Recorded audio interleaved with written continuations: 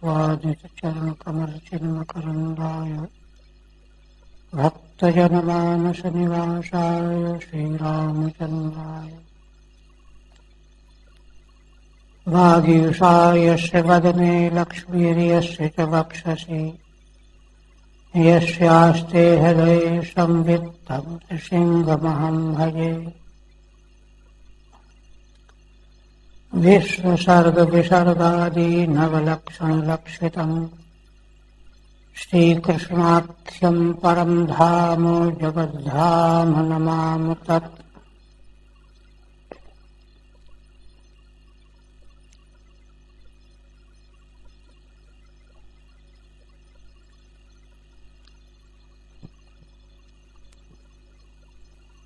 जन्मांतरे भवेत् पुण्यं तदा भागवतं लभेत्।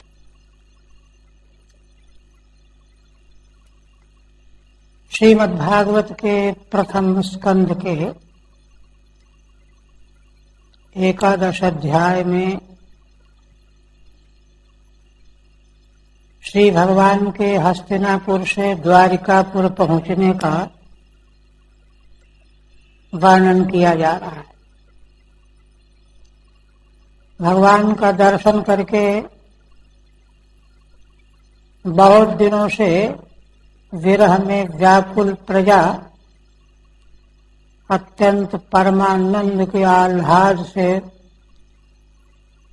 आपूरित हो गई। भगवान ने सभी के साथ यथोचित व्यवहार करके ऊपर से लेकर नीचे तक सभी का स्नेह पूर्वक आदर किया। 23 तक हुआ था ना। और अब भगवान के अग्रिम व्यवहार का निरूपण करते हुए सूत जी महाराज कह रहे हैं, पहले तो भगवान ने गुरु कल्प गुरुजन ब्राह्मणों को प्रणाम किया, पत्नियों के सहित वृद्धों को प्रणाम किया और ब्राह्मणों ने वृद्ध जनों ने उनको आशीर्वाद दिया। और इस प्रकार से बंदी जनों के द्वारा स्तुति को सुनते हुए द्वारिका नगरी में प्रविष्ट हो गए। अब आगे कहते हैं, राजमार्गम गते कृष्णे द्वारिकाया कुलस्त्रियः हर्म्याण्यारुर्हुर्विप्र तदीक्षण महोत्सवाः।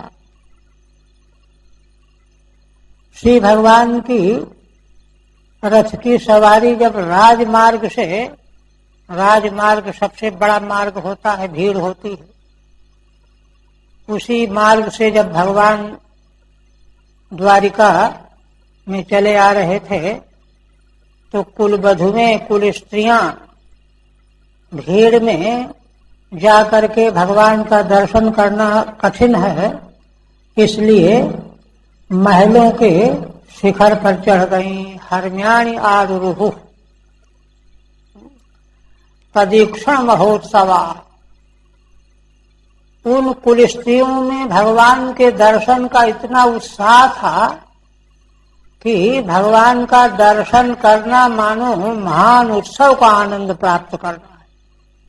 तदीक्षण महोत्सवा। श्रीधर स्वामी कहते हैं, यद्यस्मान् नित्यम सदा अच्युतम, नहीं, हे विप्र शौनक तस्य ईक्षणेन महान उत्सव या शांता। केवल एक पद की व्याख्या श्रीधर स्वामी करते हैं, बाकी आसान है। भगवान के दर्शन से महान उत्सव का आनंद जिनको मिल रहा है। नित्यं निवीक्षमाणानां यदपि द्वारकौपसां नाद्वितृप्यन्ति हि दृशः श्रेयो धामांगमच्युतम्।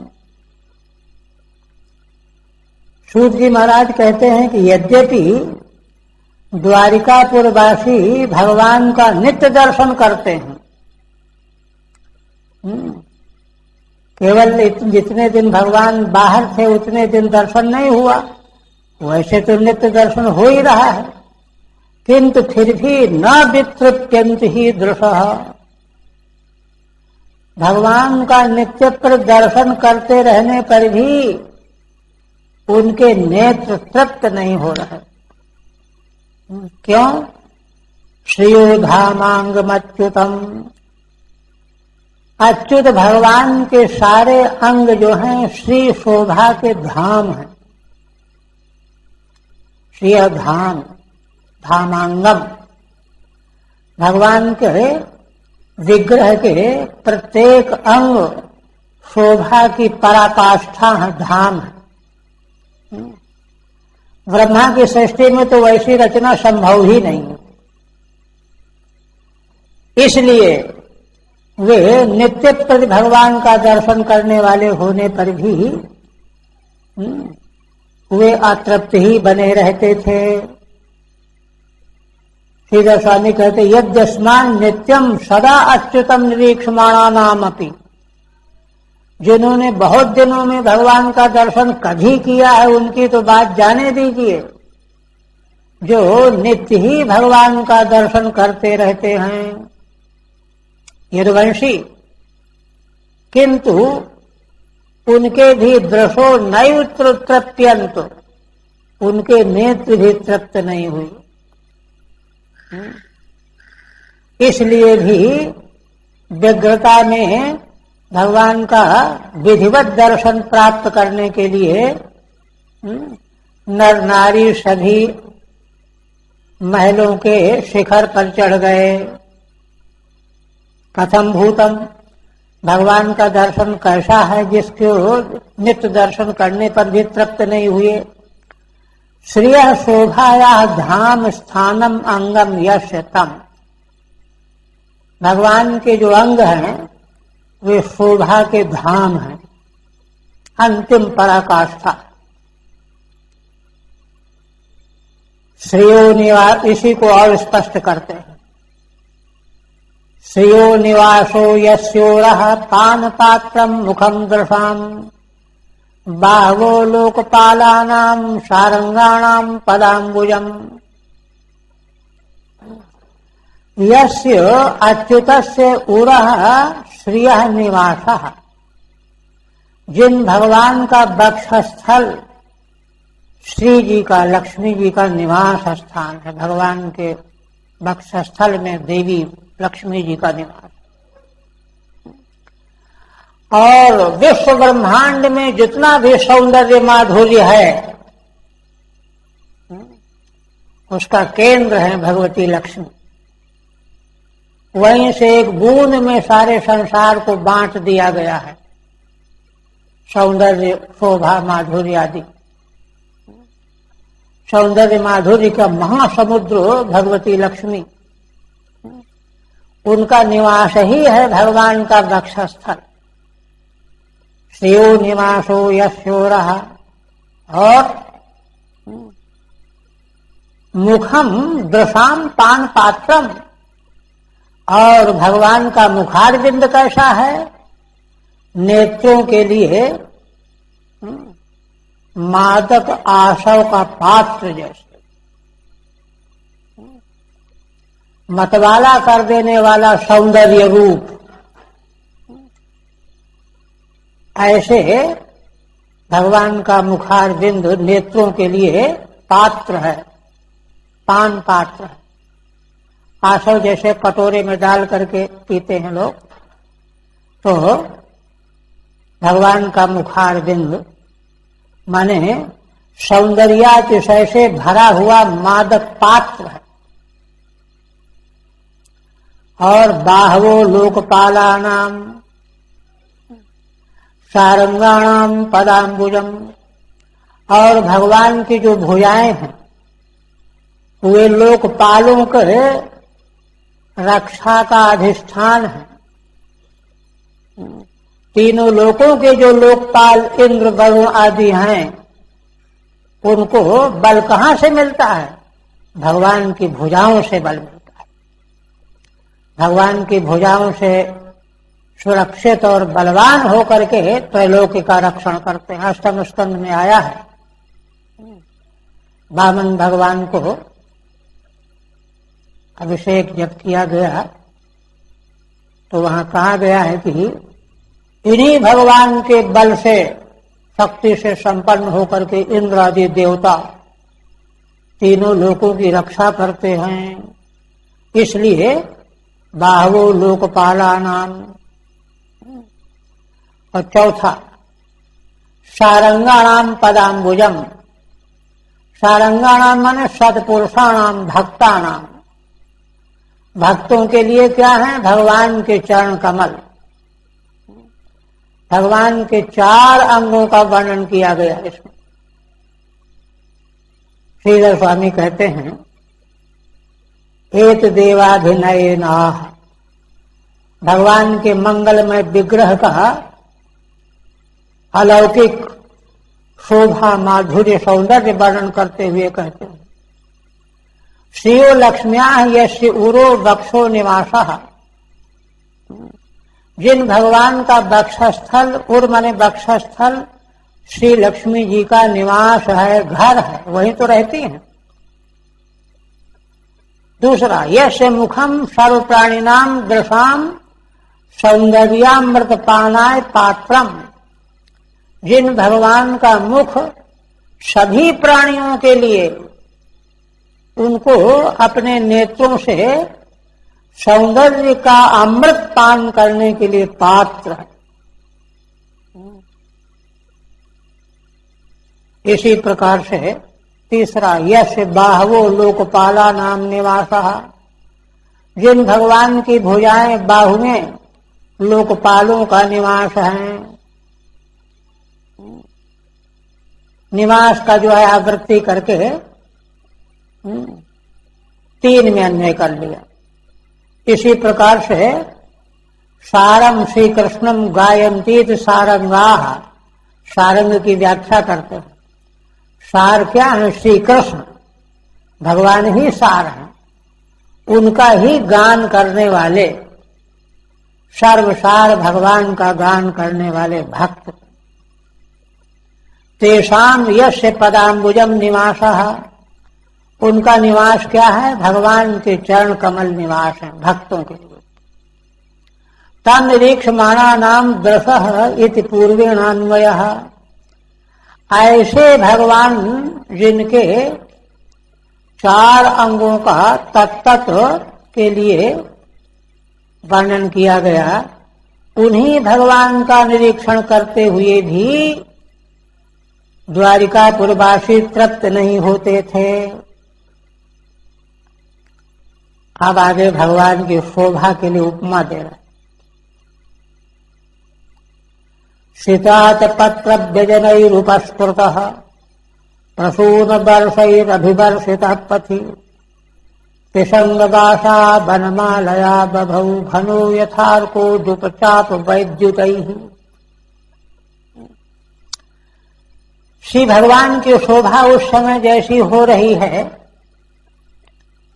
उसकी उपमा के द्वारा शोभा वर्णन कर रहे हैं। किंतु उपमा कोई जब नहीं मिली तो अभूतोपमा के द्वारा भगवान की महिमा का, शोभा का वर्णन करने लगे।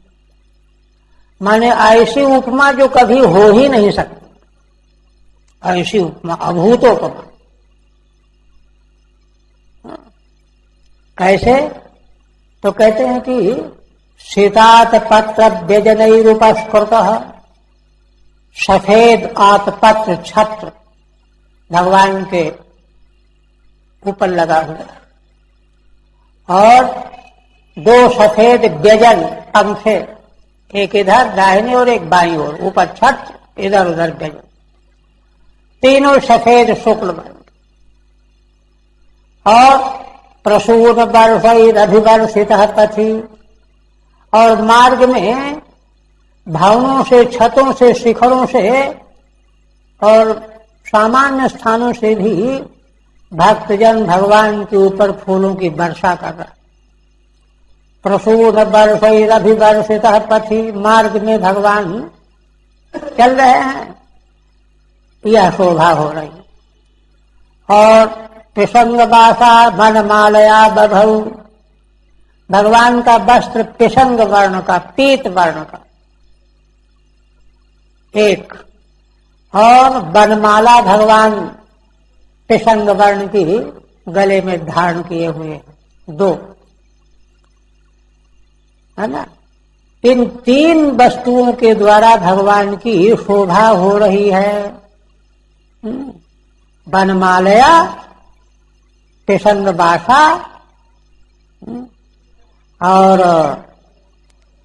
श्वेतातपत्र व्यजनैः, अप्रसून वर्षैः, चार वस्तुएं। इन चारों के द्वारा भगवान की बड़ी महती शोभा हो रही है। शोभा के लिए कैसी शोभा हो रही है तो उपमा ढूंढना पड़ेगा, तो उपमा एक जगह तो मिल ही नहीं सकती। चारों की समानता करने वाली उपमा कहां मिलेगी। चंद्रवन मुखम कह देंगे, चंद्रमा के समान मुख, तो एक तो हो गई उपमा।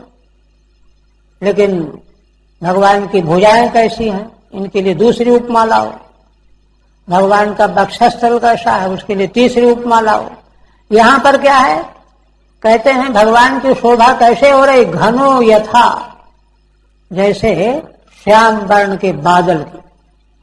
भगवान का श्याम वर्ण है ना, बादल, घन श्याम, घन श्यामा घन श्यामा, जैसे बादल की शोभा होती है। कब होती है, यथा आर्क, उदुप, चाप, वैद्युत। देखिए, आर्क माने सूर्य, उदुप माने चंद्रमा और नक्षत्र, चाप माने इंद्रधनुष, अब वैद्युत माने बिजली, बिजली की चमक। चार वस्तुओं से जैसे बादल की शोभा होती हो, वैसे ही भगवान की शोभा हो रही है। किंतु यह जो उपमा दी गई है बादल की शोभा वाली, ये संभव ही नहीं, इसलिए यह अभूतोपमा है। कदाचित कभी किसी सृष्टि में ये चार चीजें मिल जाएं बादल के आसपास, तो जैसी शोभा हो सकती है वैसी शोभा भगवान की हो रही। ठीक है, कह रहे हैं सितैः आतपत्र व्यजनैः। सित माने सफेद, आतपत्र एक और दो व्यजन तीन, इन तीनों से उपस्कृत मंडित, ऊपर अगल बगल से मंडित हैं भगवान। और आर्कस्य उदुपो नक्षत्र सहित चंद्रस्य, और उपमा की व्याख्या कर रहे हैं।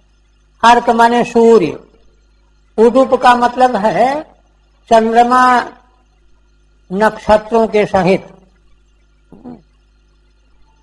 उदु कहते हैं नक्षत्रों को, उनका पालन करने वाला उदुप चंद्र। तो नक्षत्रों के सहित चंद्रमा, पहला सूर्य, नक्षत्रों के सहित चंद्रमा, और चाप माने इंद्रधनुष, चापम इंद्रधनुष। और वैद्युतम माने विद्युत तेज, बिजली भी चमकती है बादल में। ये चार वस्तुएं तय ही, इन चारों से जैसे किसी घन माने बादल की शोभा हो सकती है, होती है, ऐसे ही भगवान की शोभा हो रही है। कहते हैं चारों को घटाइए, चारों उपमाएं किसके किसके लिए दी गई हैं, तो आर्कस छत्र, छत्र से उपमा। सूर्य जो है वो भगवान के ऊपर जो छत्र लगा हुआ है सफेद, वो मानो सूर्य। और उपमानम नक्षत्राणि पुष्पवृष्टे है। छूट गया क्या? हाँ ठीक है। और नक्षत्र जो हैं वे फूल की वर्षा, क्योंकि फूलों की वर्षा होती है तो नक्षत्रों से छिटक जाते हैं फूल, नक्षत्र भी आकाश में छिटके रहते हैं, तो इसलिए नक्षत्रों की उपमा दी गई है फूलों की वर्षा से। चंद्रमा की उपमा कैसे? चंद्र परिभ्रम कृत मंडलाकारयोः चामर व्यजनयोः। चंद्रमा की उपमा दे रहे हैं वो दो चामर जो इधर उधर सात्विकी और उद्धव भगवान के ऊपर चमर डुला रहे हैं। तो चमर डुलाया जाता तो यूं गोलाकार करके हिलाया जाता है, और चंद्रमा का भी प्रकाश चमक दमक जो है गोलाकार करके होती है, चक्राकार। तो उसी को कह रहे हैं चक्र परिभ्रम कृत मंडलाकारयोः। माने चंद्रमा परिभ्रमण कर रहा हो, परिभ्रमण करने से मंडल का आकार बन गया हो। चामर व्यजनयोः माने देखिए ऐसा चंद्रमा कभी होवे कि वह परिभ्रमण कर रहा हो, तो उससे जो शोभा हो रही है वैसे भगवान के अगल बगल जो चमर डुलाए जा रहे हैं उनसे उपमा दी जा रही है। चापम वनमालाया, चाप इंद्रधनुष, भगवान के गले में जो वनमाला है, क्योंकि धनुष भी ऐसे ही आकाश में होता है लंबा चौड़ा, वैसे ही भगवान के गले की वनमाला। विद्युत तेज क्या है? विद्युत तेज त्रिसंग वाससोः, भगवान के अंग में जो पीत वस्त्र हैं, पीतांबर, वह बिजली की चमक जैसा प्रकाशित हो रहा है। यह उपमा दी गई। श्रीधर स्वामी कहते हैं कि भाई ये उपमा कभी संभव तो है नहीं, इसलिए संभव नहीं, इसीलिए अभूतोपमेयम, जैसा अभी तक सृष्टि में कभी हुआ नहीं, किंतु ऐसा कभी यदि हो तो भगवान की शोभा की तुलना उपमा हो सकती, अभूतोपमा। कैसे? वही कहते हैं यदि घनस्य ऊपर सूर्य बिंबम, कैसे देखिए, कहते हैं अगर बादल के ऊपर सूर्य का बिंब हो तो बादल भगवान के विग्रह की तरह है श्याम वर्ण, और ऊपर सूर्य होगा तभी तो भगवान के ऊपर छत्र का उपमा बनेगा। तो घनस्य ऊपर सूर्य बिंबम उभयतः चंद्रौ, और इधर उधर दो चंद्रमा हो मंडलाकार। सर्वतो नक्षत्राणि, और चारों नक्षत्र छिटे हुए हों फूलों की वर्षा की उपमा के लिए। मध्य च मिलितम चापद्वयम, और बीच में दो चाप इंद्रधनुष, क्योंकि वनमाला जो है आधी वनमाला तो एक इंद्रधनुष जैसी आकार की है, तो दो इंद्रधनुष चाहिए और दोनों मिले हुए हों तब तो वनमाला का उपमा बनेगी। तो चापद्वयम, मिलितम चापद्वयम, और स्थिरम विद्युत तेजश्च, और भगवान के जो प्रसन्न वस्त्र हैं उनके लिए क्या चाहिए? स्थिर बिजली चाहिए। आकाश में बिजली बादल में चमकी और गई, ऐसा नहीं, बिजली चमक करके स्थिर हो जाए, क्योंकि भगवान के वस्त्र तो निरंतर प्रकाशित हो रहे हैं। यदि भवेत, यदि ऐसा होवे, तर्हिषा घनु यथा भाति, तब ऐसा होने पर वह बादल जैसा शोभित होता है। तथा हरिर बभावित्यर्थः, इसी प्रकार भगवान की शोभा हुई। काव्य के अलंकार और उसका प्रयोग भगवान की महिमा के वर्णन में ही करना चाहिए, लोक वर्णन में क्या है।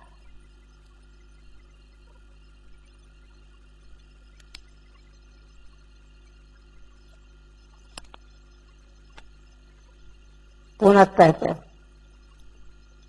प्रविष्टस्तु गृहं पित्रोः, ये है ना, परिष्वक्तः स्वमातृभिः ववन्दे शिरसा सत्तो देवकी प्रमुखा मुदा। सूत जी महाराज कहते, देखिए भगवान का व्यवहार कौशल देखिए। असल में व्यवहार की कुशलता ही धर्म का प्राण है। भगवान सबसे पहले अपने माता पिता के घर में गए, राजमार्ग से छोड़ करके। पित्रो गृहम प्रविष्टः, और जैसे ही मां के चरणों में भगवान ने सिर रख करके प्रणाम किया। सभी माताओं ने भगवान को गले लगा दिया, आलिंगन कर दिया। मां के लिए पुत्र चाहे जितना बड़ा हो गया, उसकी वात्सल्य तो कभी जाता ही नहीं। वंदे शिरसा सप्त देवकी प्रमुखा मुदा, भगवान ने पहले ही जाकर के देवकी जिनमें प्रमुख हैं, बलदेव जी की 7 पत्नियां, 7 माताएं हैं भगवान की। इसलिए सभी के चरणों में सिर रख रख करके भगवान ने प्रणाम किया और सभी ने उनको गले से लगाया, आलिंगन किया और अत्यंत प्रमुदित होकर के गदगद हो गई। टीका, देवकी प्रमुखा सप्त वंदे इति, देवकी देवी जिनमें प्रमुख हैं उनको मिला करके 7 माताओं को भगवान ने प्रणाम किया। इति मातृ सौंदर्यादर विशेष ज्ञापनार्थ मुक्तम,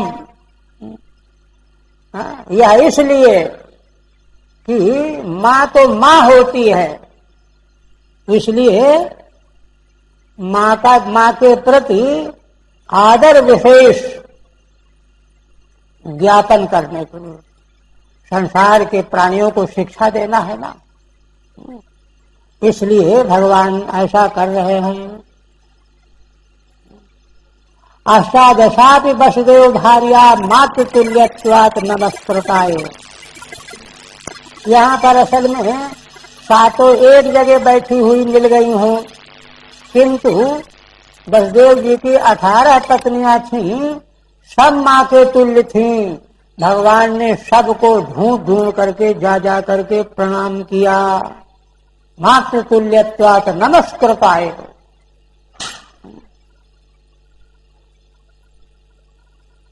और माताओं की ओर से प्रतिक्रिया क्या हो रही है? ता पुत्रमंकमारोप्यो स्नेह स्नुत पयोधरा हर्ष विह्वलितात्माना शिशुर नेत्र जैर्जलैहि।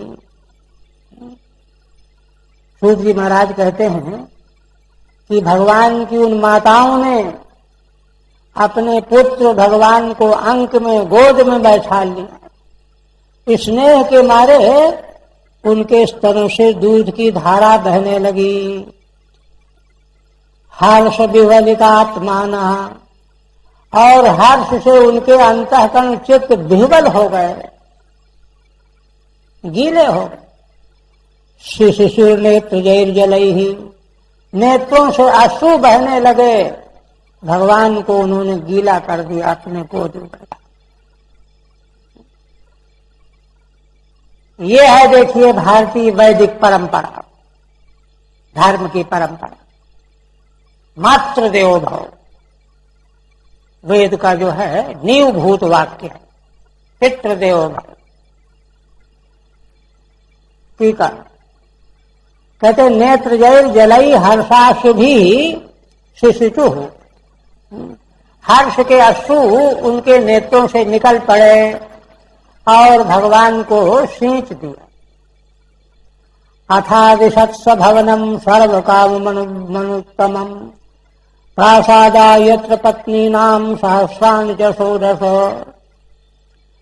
इसके बाद माताओं का, पिता का दर्शन करने के बाद भगवान अपने पत्नियों के घर की ओर,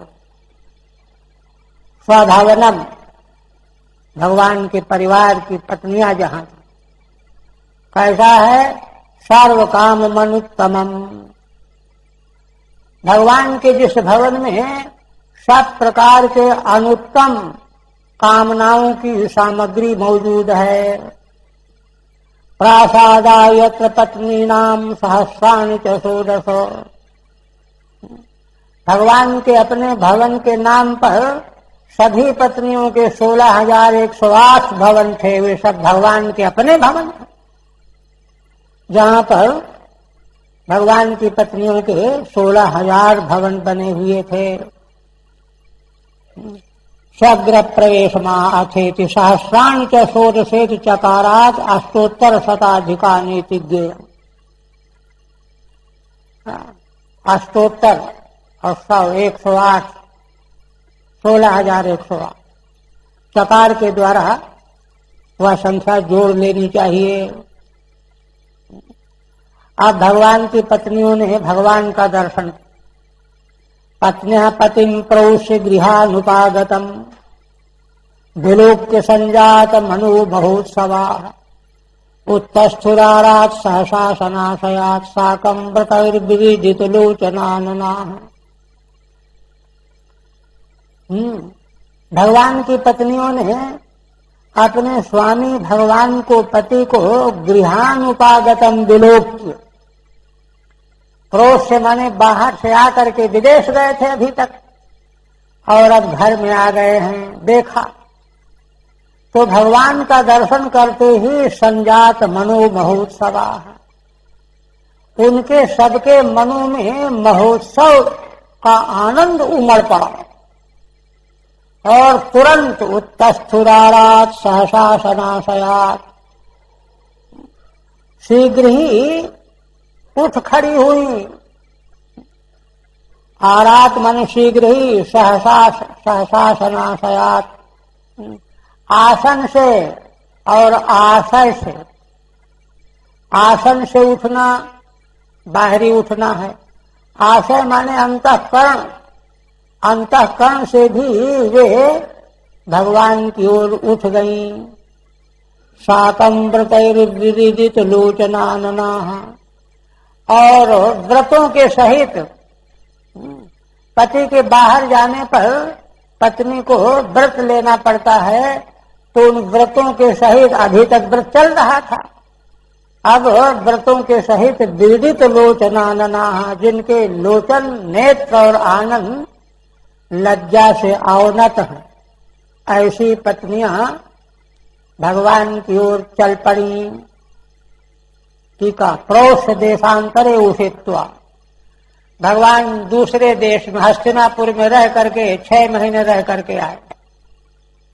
आराध दूरादेव विलोक्य, दूर से ही भगवान को देखा। संजातो मनसि महोत्सवो यासाम ताः, माने जब सारी द्वारिकापुरी जान चुकी थी तो पता तो चल ही गया था कि भगवान आ गए, किंतु घर तक आने आने समय लगेगा ना।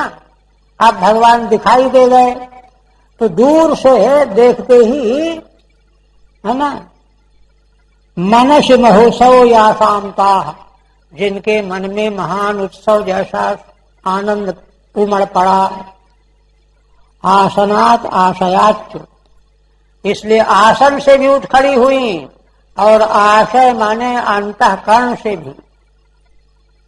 आसनात देहेन उत्तस्थुः, आसन से उठना तो देह का उठना होता है, शरीर का।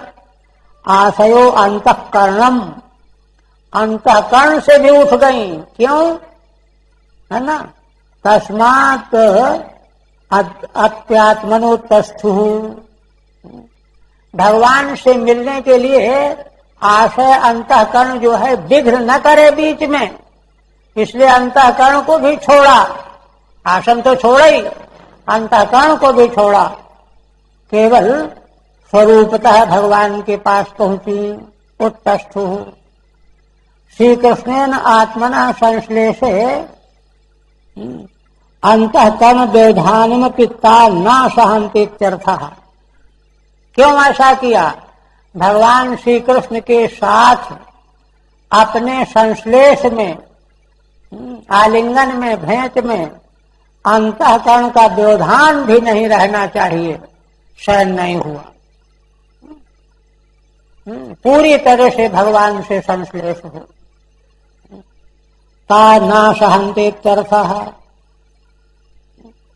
व्रीडितानि लोचनानि आननानि च यासान्ताः, जिनके नेत्र और मुखारविंद व्रीडा से युक्त हैं, लज्जायित। अपांगैरेव वीक्षणात् व्रीडित लोचना, भगवान को नेत्रों के कोण से देख रही हैं। क्यों? क्योंकि नेत्र उनके लज्जित हो रहे हैं, व्रीडित लोचना। अवनत मुखत्वाद व्रीडितानना, अब मुखारबिंद नीचे को झुकाए हुए हैं, इसलिए व्रीडित आनन है। शालीनता की ये पहचान है। साकम व्रतैरिति, व्रतों के साथ पति के बाहर जाने पर पतिव्रता स्त्री को व्रत लेना पड़ता है ना। हास्य क्रीड़ा वर्जनादि नियमा, पति के बाहर चले जाने पर हंसना खेलना इनका वर्जन किया गया है धर्मशास्त्र, है ना। अतिताभ्य उत्पस्थित्यर्थ, उनसे भी उठ गई, माने हुए नियम छूट गए। अभी तक थे जब तक पति बाहर थे, अब तो पति का दर्शन हो गया तो नियम छूट गए।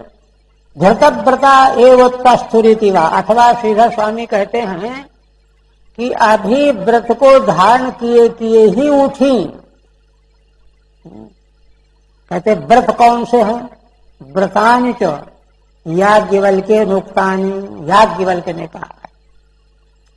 क्रीडाम शरीर संस्कारम समाजोत्सव दर्शनम, खेलना, शरीर का संस्कार करना, सजाना, समाज का उत्सव देखना, हंसना, दूसरे के घर में जाके बैठना। परग्रहे यानम त्यजेत प्रोषित भर्तृका, जिसके पति बाहर गए हों उसको इन कामों को छोड़ देना चाहिए।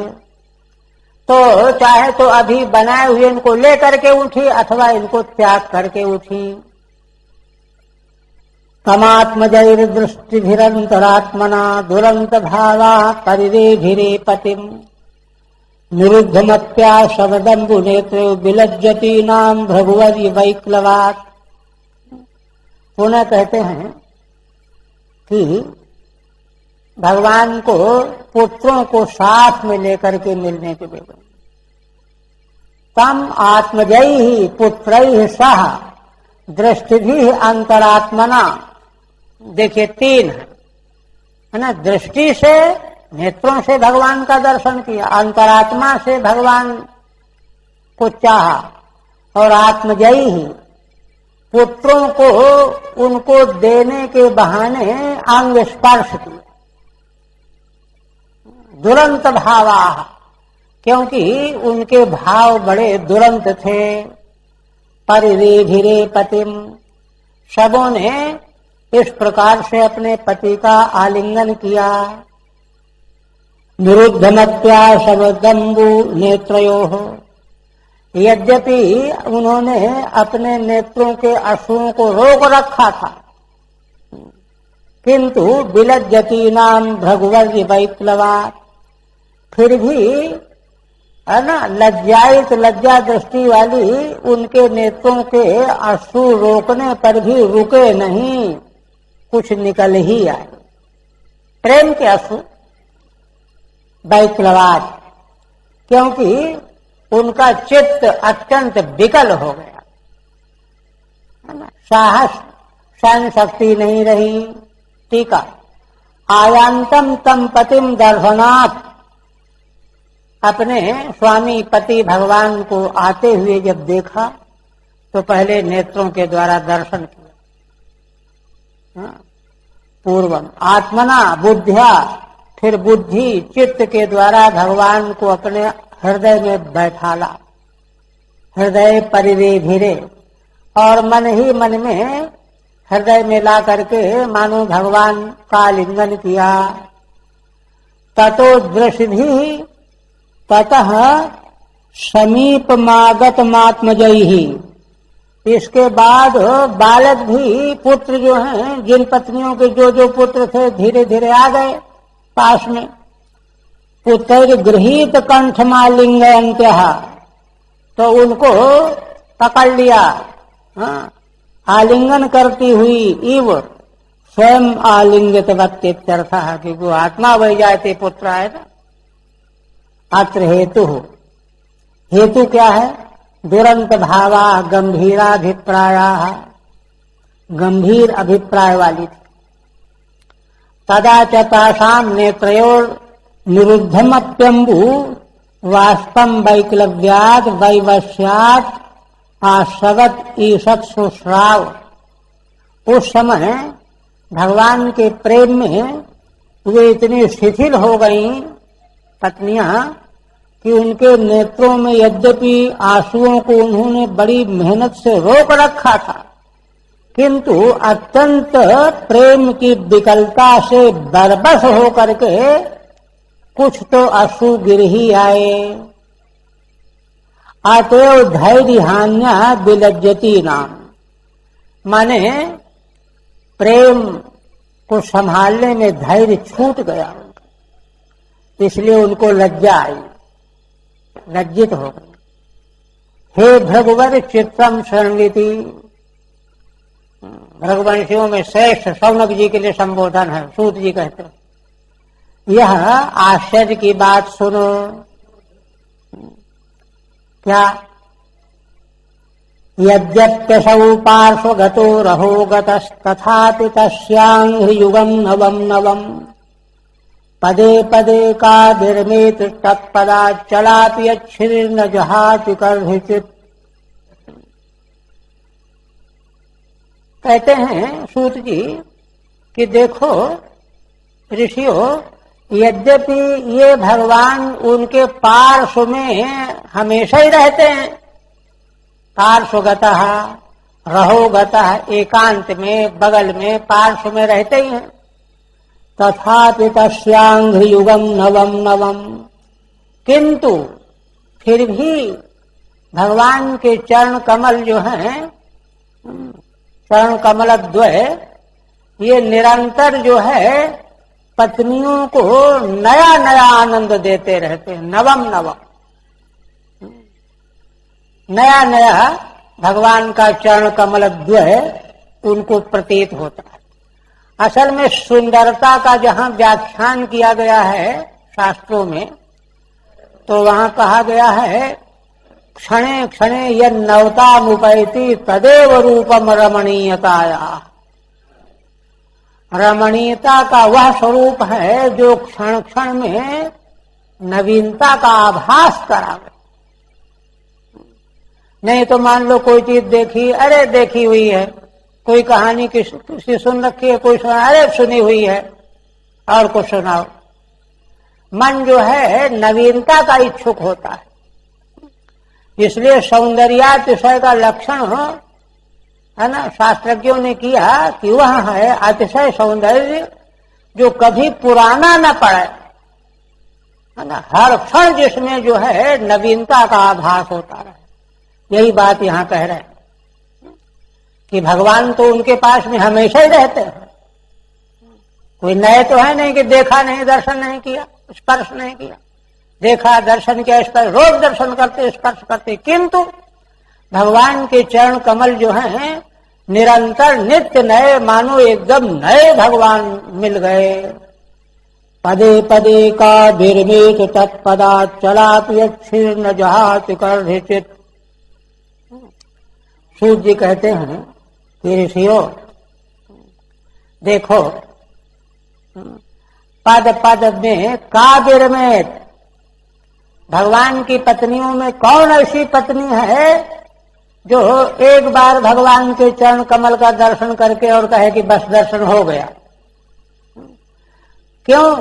क्योंकि ये तो परमात्मा भगवान ऐसे हैं कि श्री लक्ष्मी जी, जिनकी चंचलता बड़ी प्रसिद्ध है, चंचला नाम ही है उनका पर्यायवाची है, वे भी भगवान के चरणों को कभी नहीं छोड़ते। क्यों? क्योंकि भगवान के चरणों में अद्भुत महत्व है। तो श्री लक्ष्मी जी जिन अत्यंत चंचल होने पर भी जिनका चरण कभी नहीं छोड़ती हैं, तो फिर भगवान की पत्नियां भला कैसे छोड़ सकती हैं? इसलिए उनको नित्य नया आनंद प्राप्त होता रहता है। ठीक है,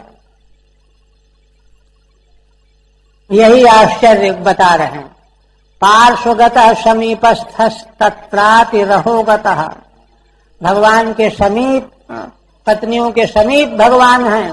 भगवान तो उतने स्वरूप बना लेते थे, कोई ये थोड़े। और रहोगतः एकांत में भी रहते हैं, प्रवर्तते इसमें पदे पदे प्रतिक्षण नवम नवमेव, किंतु फिर भी मानो भगवान का रूप सौंदर्य प्रतिक्षण में नया नया भासता है। सौंदर्य आनंद की वृद्धि होती जाती है। अतएव धैर्य नवम नवम अत्र कैमुत्य न्याय, इस बात को कैमुति न्याय से पक्का करते हैं।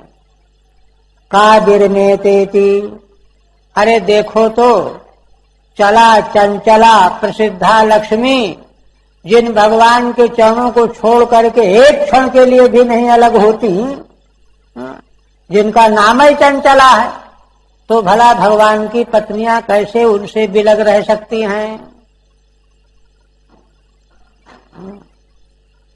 आप कहते हैं उक्तम श्री कृष्ण चरितम संक्षिप्त्या, ये 2 अध्याय बीच में पहले ध्यान दीजिए।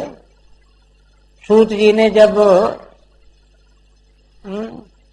परीक्षित के जन्म और उनकी महिमा का वर्णन आरंभ किया था, तो कहा था कि जन्म कर्म विलायनम संस्थान च पांडुपुत्राणाम, परीक्षित का जन्म, पांडुपुत्रों का स्वर्गारोहण, यह मैं तुमको वर्णन करने जा रहा हूं। यतः कृष्ण कथोदयम, क्योंकि इन्हीं की कथा से भगवान श्री कृष्ण की कथाओं का उदय होता है। तो भगवान की कथा का उदय हुआ तो 2 अध्याय में 10वें और 11वें में भगवान की महिमा का वर्णन कर दिया गया।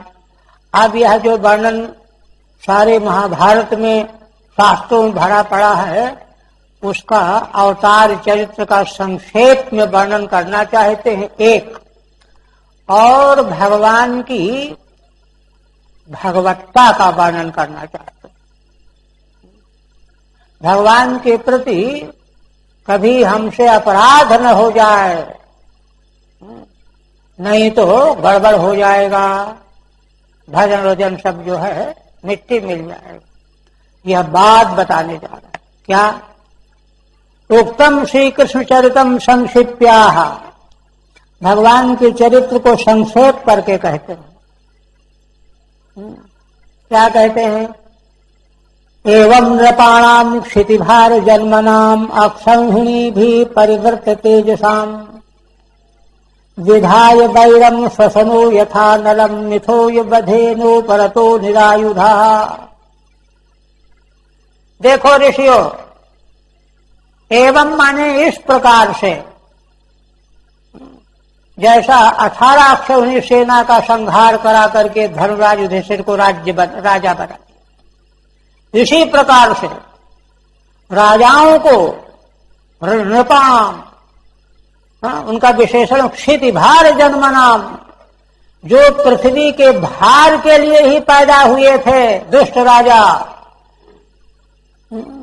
उनको अक्षौहिणी भी परिवर्त तेजसाम, और जो केवल अकेले अकेले नहीं थे, इन दुष्टों के पास बड़ी लंबी चौड़ी सेना थी, अक्षौहिणियों की गिनती की सेना थी, वे सब भी दुष्ट थे, निकृष्ट थे, आसुरी प्रकृति के थे। अक्षौहिणी भी बहुवचन है, अनेक अक्षौहिणी सेनाओं के सहित पृथ्वी का भार बने हुए राजाओं को परिवर्त तेजसाम, और जिनके तेज जो हैं सारे संसार में विख्यात थे, कोई हिम्मत नहीं करता था मुकाबला करने की। जरासंध और शिशुपाल आदि के सामने किसी की हिम्मत नहीं पड़ती थी।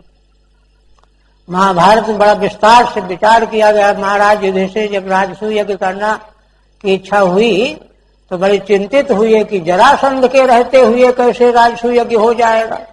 और इसका जीता जाना तो बड़ा मुश्किल है, बड़ा लंबा कारण है। किंतु विधाय वैरम स्वसनो यथा नलम,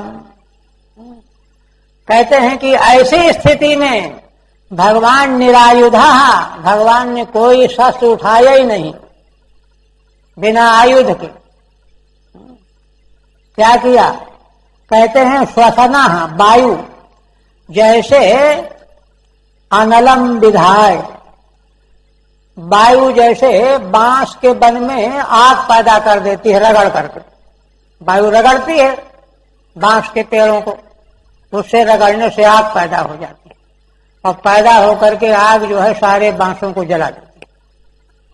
ठीक इसी प्रकार बिना अस्त्र शस्त्र के ही भगवान ने इन पृथ्वी के भार बने हुए राजाओं में आपस में बैर भाव करा दिया, दावाग्नि पैदा करा दी, और मिथा बधेन उपरतः, और आपस में मरवा करके पांडवों ने कौरवों को मार डाला।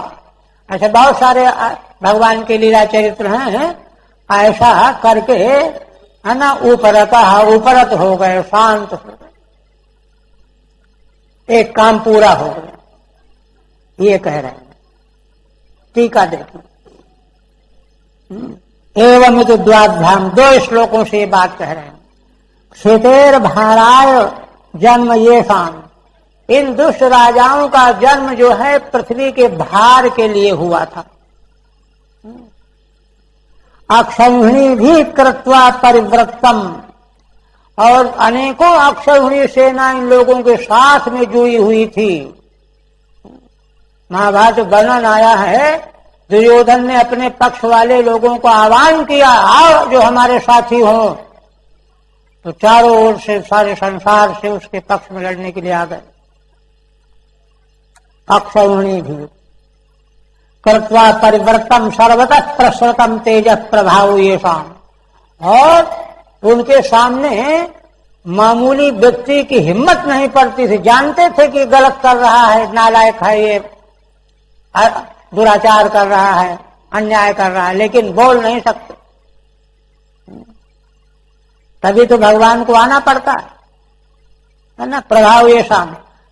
किंतु श्वसनो वायु वेणु नाम अन्योन्य संघर्षेण अनलम विधाय, जैसे वायु बांसों को आपस में रगड़ करके आग पैदा कर देती है, अब मिथा दाहेन यथोपसाम्यत तद्वत्, आपस में जल जाते हैं सारे बांस, अग्नि शांत हो जाती है। इसी प्रकार से भगवान ने सभी दुष्ट राजाओं में संघर्ष करके मरवा डाला और उपरत हो गए। और देखिए, स एष नरलोकेस्मिन् अवतीर्णः स्वमायया रेमे स्त्री रत्नकूटस्थो भगवान प्राकृतो यथा।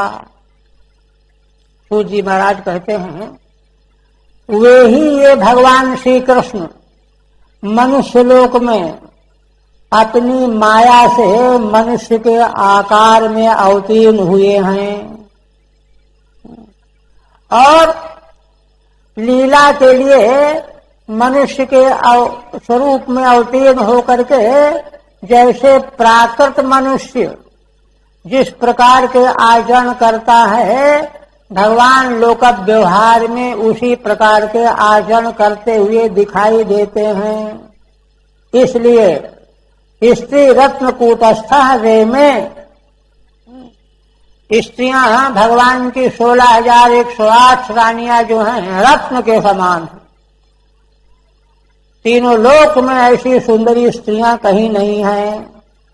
उनके साथ में रहते हुए, समुदाय में रहते हुए उनके साथ लीला विहार करते रहे। स्त्री रत्न कूटस्थ उत्तम स्त्री कदम्बस्थ, उत्तम स्त्रियों के समुदाय में रहते हुए ना रमण कर रहे थे। आप कहते हैं कि देखो, भगवान का रमण कैसा है। कहते हैं कि देखो भगवान की इतनी उत्तम स्त्री रत्न कदम, किंतु भगवान के मन में कभी क्षोभ पैदा ही नहीं। उद्दान भाव पिशुना मल बल गुहासो व्रीडावलोक निहतो मदनो पियासाम सम्मुहि चाप मजहात प्रमदोत्तमास्ता यशेन्द्रियम विमथितुम कुहुकैर्न शेकुः। सूत जी महाराज कहते हैं कि ऋषियों, उन श्रेष्ठ स्त्री कदम्ब ने, समुदाय ने अपने उद्दाम भाव और पिशुना मल बल गुहास, हाव भाव कटाक्ष, निर्मल मधुर वाणी, हास, व्रीडा, लज्जा, लज्जापूर्ण अवलोकन, है ना, इस सब व्यवहार के द्वारा भगवान पर प्रहार करते थे, उनको अनुकूल बनाने के। किंतु उनके इस व्यवहार से मदन माने कामदेव भी मोहित हो जाता है, किंतु भगवान को मोहित नहीं करता। कामदेव जो हो सारे संसार के नर नारी को मोहित करने वाला है, वह तो मोहित हो गया, किंतु भगवान में क्षोभ पैदा नहीं हुआ, मोहित नहीं। इसीलिए कोई कहते ही है रास पंचाध्यायी की लीला जो है काम विजय लीला है, स्वामी कहते। और कहते हैं समूह चाप मजहात प्रमदोत्तमास्ता, बल्कि कामदेव को अहंकार हुआ कि अरे मैं सारे संसार को मोहित करने वाला हूं, लेकिन इन्होंने मुझको मोहित कर दिया। बड़े लज्जा की बात है, शर्म आनी चाहिए मुझको। और इसलिए उसने अपना धनुष बाण छोड़ दिया। क्यों? उसका महत्व ही खतरे में पड़ गया। ऐसी प्रमदोत्तमास्ता, ऐसी जो उत्तम प्रमदाएं पत्नियां, यशेन्द्रियम विमथितुम कुहुकैर्न शेकुः, जिन भगवान के इंद्रियों को, मन को मथन करने में सक्षम नहीं हो सकते। कुहुकैर्न शेकुः। टीका, नन्देवम स्त्री संगादि भी, यही है ना। हाँ, संसार प्रतीते कथम भगवान अवतीर्ण इत्युच्यते। कहते हैं कि अरे ये तो भगवान जो हैं, जिनको भगवान कह रहे हैं आप, ये तो स्त्रियों के साथ में रह रहे हैं, इनको भगवान अवतीर्ण हो ऐसा कैसे कह रहे हो? तब कहते हैं कि समझो बात को। तत्राह, 2 श्लोकों से कहते, यासाम उद्दामो गंभीरो यो भाव अभिप्राय, जिन भगवान की पत्नियों का गंभीर अभिप्राय है, अपने अनुकूल बनाने का अभिप्राय, अभिप्रत्यक्ष पिशुनः सूचको अमलो बलगुः, उसी को सूचित करने वाला निर्मल मधुर भाषण, बातचीत, मीठी बातें, और सुंदर हास, मुस्कान, और क्रीडावलोकश्च लज्जापूर्ण अवलोकन, ताभ्याम निहता, इन दोनों प्रयोगों के द्वारा, हाव भाव कटाक्ष के द्वारा जब प्रयोग किया, तब आमदनः, देखिए पदच्छेद करते हैं, मूल में है मदनोपियासाम, तो अवलोक निहितो आमदनोपियासाम, ये पदच्छेद करके आमदन अर्थ करते हैं। आमदनोपि कहते हैं ताभ्याम निहतः आमदनः, आमदनः श्री महादेवः, भगवान शिव को आमदन कहा जा रहा है। क्यों? क्योंकि इन्होंने काम को जला दिया था, प्रसंग आता है, इसलिए काम रहित है, मदन रहित है। किंतु संग्रह्य लज्जया चापम पिनाकम अजहात, किंतु वे भी, भगवान शिव भी भगवान की पत्नियों के हाव भाव से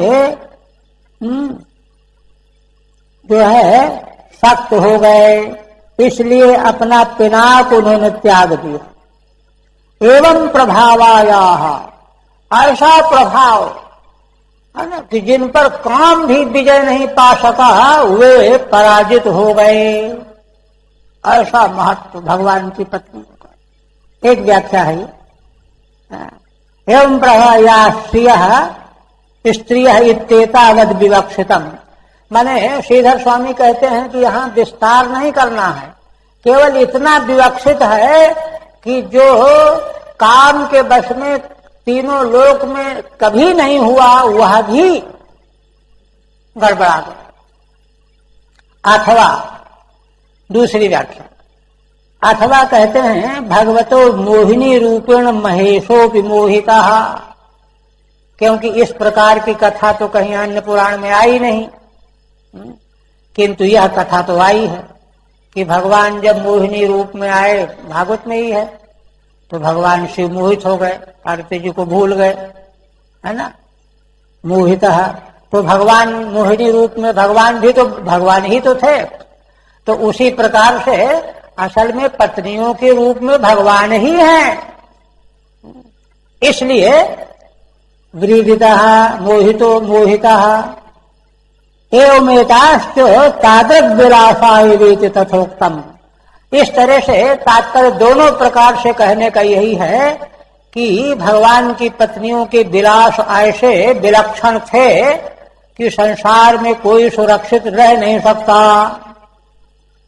है ना। ताह कुहकई कपटैर विभ्रमई ही, वे भगवान की पत्नियां विभ्रमों के द्वारा, नेत्र कटाक्ष के द्वारा, इंद्रियम मनो विमथितुम शोभयितुम न सेकुहु, भगवान के मन को क्षुब्ध करने में सक्षम नहीं हुई, न सकता।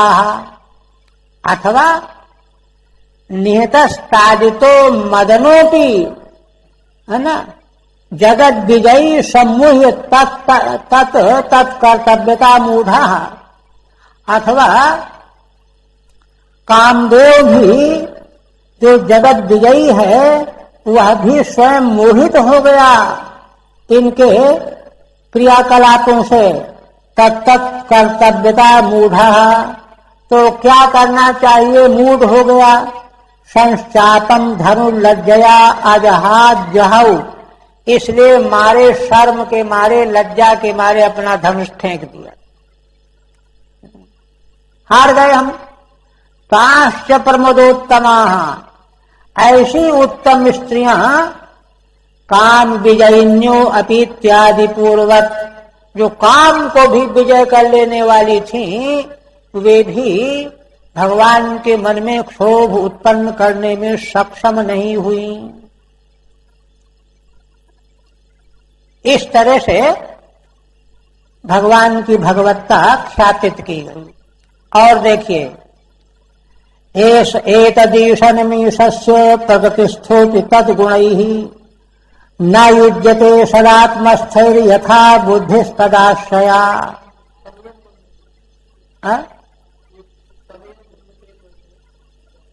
अच्छा, श्लोक छूट गया।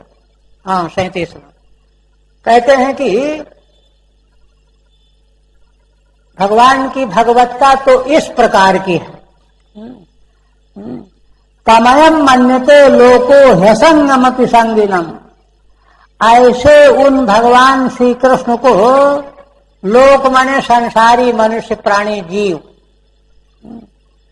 यद्यपि भगवान असंग हैं, उनको संगी मानते, संग वाले, स्त्रियों का संग करने वाले। आत्मौपम्येन मनुजम व्यापरमानम यतो बुधा, कहते हैं कि मनुष्य का स्वभाव होता है कि वह दूसरे को अपनी उपमा के अनुसार ही लपेट लेता है, व्याकरणवानम, अपनी उपमा के अनुसार जैसा अपने को समझता है कि हमारे बस का नहीं है, ऐसा किसी के बस का नहीं है ना। कहते हैं ऐसा क्यों करता है, उसको तो अंतर समझना चाहिए। कहते हैं भाई यह तो अबुधा है, क्योंकि मूर्ख है, अज्ञानी है, अपने को, अपने अज्ञान को नहीं जानता, मूर्ख है, अज्ञानी है। इसलिए इस प्रकार के अपने अज्ञान को समझना चाहिए। टीका, तम श्री कृष्णमयम प्राकृतो लोकः आत्मोपन्नेन स्वसादृश्येन संगिनम मनुजम मन्यते। ऐसे भगवान श्री कृष्ण परमात्मा को प्राकृत संसारी मनुष्य अपने समान मान करके संगी मान लेता है। मनुजम मन्यते, कह रहे क्यों ऐसा मानता है? अत्र हेतु व्याकरणमानम व्याप्रियमाणम यतो अयम अबुधो अतत्वज्ञः। असल में व्याप्रियमाणम का मतलब यह है कि भगवान उसी प्रकार के लीला चरित्र करते हुए दिखाई देते हैं, तो इसलिए दिखाई देते हैं तो मान लिया फिर वैसे ही है, जैसे हम है वैसे ही है। ऐसी मूर्खता करता है। यतो अयम अबुधा अतत्वज्ञः, अतत्वज्ञ है। कुत इत्यपेक्षायाम ऐश्वर्य लक्षणमाह, कहते हैं कि भाई इसको कैसे जाना जाए, समझा जाए, तो ऐश्वर्य का लक्षण बता रहे हैं। ईश्वर का भाव क्या होता है? कहते हैं एतदीशनमीशस्य प्रकृतिस्थोपि तद्गुणैः न युज्यते सदात्मस्थैर् यथा बुद्धिस्तदाश्रया। कहते हैं ईशस्य एतद ईशनम, भगवान की यही भगवत्ता है। क्या? प्रकृतिस्थोपि, प्रकृति के बीच में स्थित होते हुए भी तद गुण न युज्यते, प्रकृति के गुणों से उनका कोई संबंध नहीं है। सदात्मस्थई ही, क्योंकि प्रकृति के रहने की जगह और है ही कहाँ? भगवान ही, माया के अधिष्ठान भी तो भगवान ही है, और तो कोई जगह नहीं रहने की। उन्हीं में रहती है प्रकृति माया, किंतु उसके गुणों से वे निर्लेप बने रहते हैं। यथा बुद्धि तदाश्रया, जैसे बुद्धि आत्मा के आश्रय में रहती है ना, यह निर्णय करना वह निर्णय करना। आत्म चैतन्य तो बुद्धि क्या है? कुछ भी नहीं है, दो कौड़ी की जड़ है, अचेतन है, किंतु आत्म चैतन्य के प्रकाश से सब कुछ करती है। और जो है बुद्धि के साथ में आत्म चैतन्य तादात्म्यपन्न रहता है, किंतु आत्मा, शुद्ध आत्मा जो है बुद्धि की वृत्तियों को ग्रहण नहीं करता। तो कहते हैं ईशस्य ईशनम ऐश्वर्यम नाम एतदेव। ईश्वर का है ना, ईशन ऐश्वर्य क्या है? यही है। किम तत् प्रकृतिस्थोपि तस्या गुणै सुख दुखादि भी सदा न युज्यते इति यत्। प्रकृति में स्थित होते हुए भी प्रकृति के गुण जो सुख दुख आदि हैं उनसे कभी युक्त नहीं होता। यथात्मस्थै आनंदादि भी आत्मा स्वयापि बुद्धि न युज्यते। जैसे आत्मा में रहने वाले आनंद है, चित्त है, सत्व है, आत्मा के गुण हैं, है ना। इसके साथ में बुद्धि जो है लिप्त नहीं होती। वैधर्म्य दृष्टांत हुआ, अथवा इसको उलट करके दृष्टांत दे दो। जैसे बुद्धि रहती तो आत्मा में ही है, किंतु आत्मा सत चित आनंद है, बुद्धि में कुछ नहीं, उपद्रव उपद्रव है। क्यों? बुद्धि जानती ही नहीं, आत्मा के सच्चित आनंद स्वरूप को बुद्धि जानती ही नहीं है। वैधर्म्य दृष्टांत। आत्मस्थैः सत्ता प्रकाशादिभिर यथा बुद्धिर युज्यते इति एवं वा। अथवा तीसरी व्याख्या, आत्मा में सत्ता है, प्रकाश है, आनंद है तो आत्मा में, लेकिन बुद्धि समझती कि मुझ में है, मुझ में है, अपने में समझ लेती, युक्त हो जाती। एवं वा असदात्मा देहस्तत्र स्थिर गुणैस्तदाश्रय। असद आत्मा क्या है? देह असद आत्मा है, तो उसके गुणों के आश्रय वाली बुद्धि जो है तदुपाधि जीव, उसी की उपाधि वाला जीव होता है। यथा युज्यते एवं प्रगतिस्थोत तद्गुण न युज्यते इत यदेतद ईश्वरम ईश्वस्य। जीव तो जिस देह में रहता है उसके गुणों से युक्त हो जाता है, किंतु परमात्मा युक्त नहीं होता। प्रगति में स्थित रहते हुए भी भगवान जो है उसके गुणों से युक्त नहीं होते।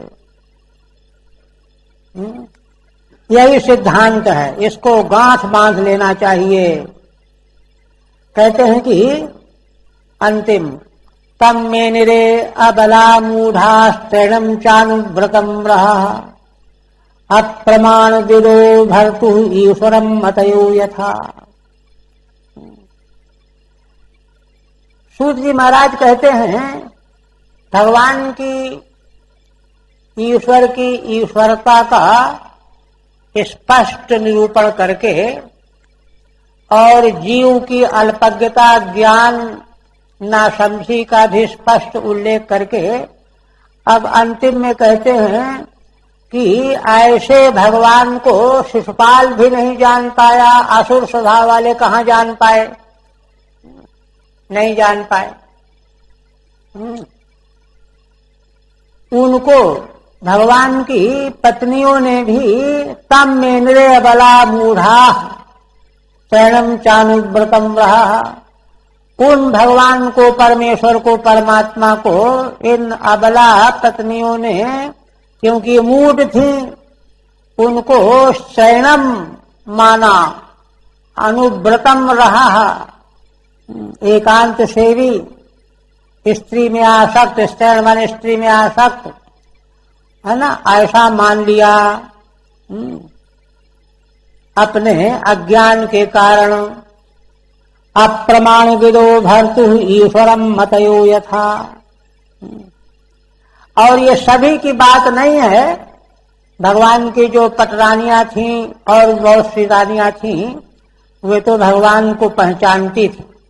रुक्मिणी आदि तो भगवान की लक्ष्मी का अवतार ही है, उनमें किसी प्रकार का नहीं।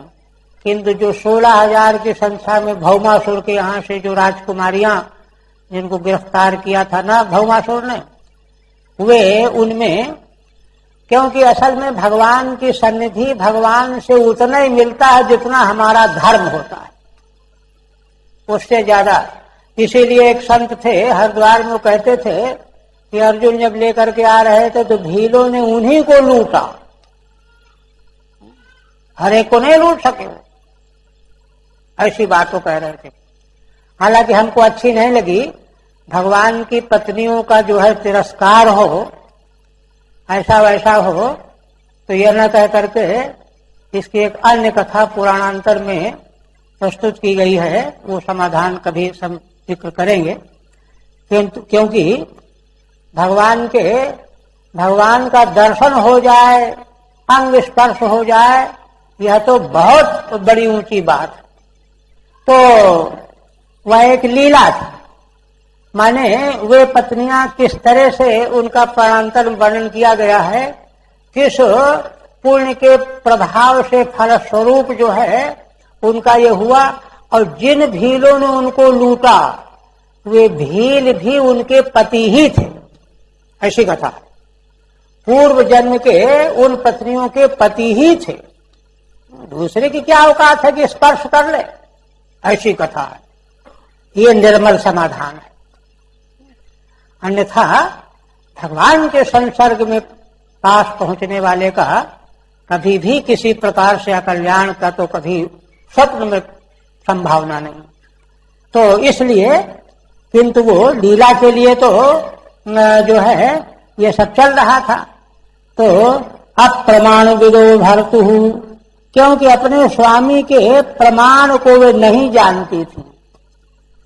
दृष्टांत दे रहे हैं, ईश्वरम मतयो यथा, जैसे मतियां बुद्धियां ईश्वर को नहीं जानती, इस तरह से ये मूढ़ स्त्रियां भगवान के है ना प्रभाव को, उनकी सामर्थ्य को, शक्ति को नहीं जानती थी। ठीक है, तत्पत्नियों के तस्य तत्व न जानती त्याह। देखिए, इसीलिए तो उद्धव जी ने बड़ा खेद व्यक्त किया है। तीसरे स्कंद में आया है ना कि यदुवंशी नहीं पहचान पाए, केवल इतने जानते थे बड़े अच्छे व्यक्ति हैं, बड़े अच्छे मनुष्य हैं, बस बलवान है, ये है वो है, भगवान है ये नहीं जान पाए। हाँ, इसी प्रकार से कुछ पत्नियां जो जिनका जन्मांतर से संबंध इस प्रकार का है, वे नहीं जान पाए। तस् तत्व न जानन्ति इत्याह। तो इसलिए आज के आदमी से अगर मूर्खता हो तो कोई आश्चर्य की बात नहीं है। तम स्त्रैणम आत्मवश्यम, उनको स्त्रैण माने अपने अधीन जानती है। रह एकांत अनुव्रतम अनुश्रुतम च मेनिरे, अनुसरण करने वाले मान लिया। भर्तु अप्रमाण विदः प्रमाणम यत्ताम महिमानम अजानन्त इत्यर्थः। भगवान के प्रमाण को माने यत्ता को, महिमा को नहीं जानती थी। ईश्वरम क्षेत्रज्ञम मतयो अहम वर्तयो यथा स्वाधीनम स्वधर्म योगिनम मन्यन्ते तद्वत्, है ना। कहते हैं जैसे मतियां, अहम वृत्तियां, मैंने ये किया, मैंने ये किया, यथा स्वाधीनम स्वधर्म योगिनम मन्यन्ते, आत्मा को अहम वृत्ति अपने अधीन मानती है ना। आत्मर्थ योगिनम, आत्म माने स्वधर्म योगिनम, हमसे आत्मा का तादात्म्य मानते हैं, माने अपने को जैसा मन सोचता है, जैसा बुद्धि समझती है, जैसा अहंकार करता है, जैसा चित्त चिंतन करता है, ऐसा ही मैं हूं, जबकि आत्मा इन चारों से अलग है। वो तो अंतःकरण का विषय ही नहीं है, ऐसा मानती हूं। तो यद्वा यथा यथा तासाम मतयः कल्पना, अथवा जैसे जैसे उनकी मति बुद्धि बनती जा रही थी पत्नियों की, तथा तथा तमीश्वरम, उसी प्रकार से वे ईश्वर भगवान को स्त्रैणादि रूपम मेनिरे इत्यर्थः, स्त्रैणादि रूप में माना। हरि ओम तत्सत्। श्रीमद्भागवते महापुराणे प्रथम स्कंधे श्री कृष्ण द्वारिका प्रवेशो नाम एकादशोऽध्यायः। भगवद् अर्पणमस्तु। बोलो श्री सच्चिदानंद भगवान की जय।